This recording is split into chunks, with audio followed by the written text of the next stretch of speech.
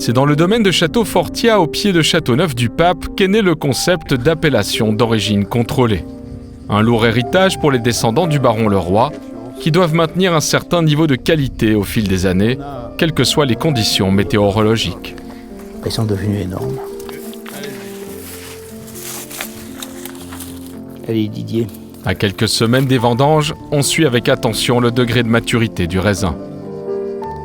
En une semaine, ça a complètement changé. Une analyse qui se fait sur le terrain, mais aussi du ciel. Le domaine a fait appel à une entreprise qui utilise l'imagerie satellitaire. Une fois traitée, l'échelle de couleur du vert au rouge permet de visionner les différents degrés de maturité de la vigne. Je suis recollé par rapport au plan général, donc c'est cette parcelle ici. On mesure en fait un rayonnement infrarouge. Et on sait que ce rayonnement infrarouge, il est proportionnel à l'activité de la photosynthèse dans le monde végétal.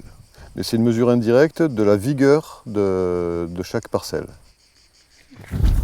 En clair, le vigneron obtient une carte très précise de son vignoble. Il peut l'entretenir et décider de vendanger par zone plutôt que par parcelle. C'est-à-dire qu'une parcelle qui, au sens cadastre, est exactement la même, on a des zones aussi au niveau qualitatif excessivement différentes.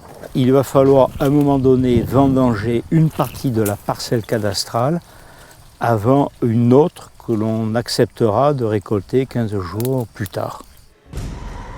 Utilisée depuis 3 ans, cette technologie bouleverse peu à peu les habitudes du domaine.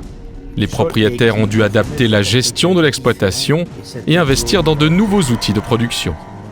Aujourd'hui, on a des outils qui se sont informatisés, des compétences qui ont été construites à travers nos ingénieurs agronomes dans tous les pays, que ce soit la Suisse, la France, l'Italie, etc. Et on les exploite. Nous ne sommes plus des agriculteurs, nous ne sommes plus des fermiers, nous sommes devenus des chefs d'entreprise. Des chefs d'entreprise qui se sont emparés des derniers outils à la mode, comme les drones. Moins stratosphériques, mais tout aussi aériens, ils ont fait leur apparition dans les très grands domaines. Ils permettent d'observer les vignes à distance après de fortes pluies ou un orage de grêle, par exemple. Mais revenons sur Terre dans la station de recherche Agroscope de Changin. On y teste actuellement des appareils de mesure à l'allure plutôt futuriste. C'est exactement comme un pistolet ou un appareil photo, on pourrait dire, parce que ça envoie des flashs de lumière. Et ce qu'on mesure avec cet appareil, en fait, c'est l'avancement de la pigmentation des polyphénols pendant la maturité. Donc les raisins tournent du vert au rouge et ça, ils mesurent très très bien. Cette méthode permet d'obtenir des résultats beaucoup plus rapidement qu'avec les analyses traditionnelles. Les tests en laboratoire sont effectués sur des baies qu'il a fallu prélever au hasard sur une parcelle et en moindre quantité. Tandis que le nouvel appareil est muni d'un GPS, il permet de cartographier le vignoble avec plus de précision.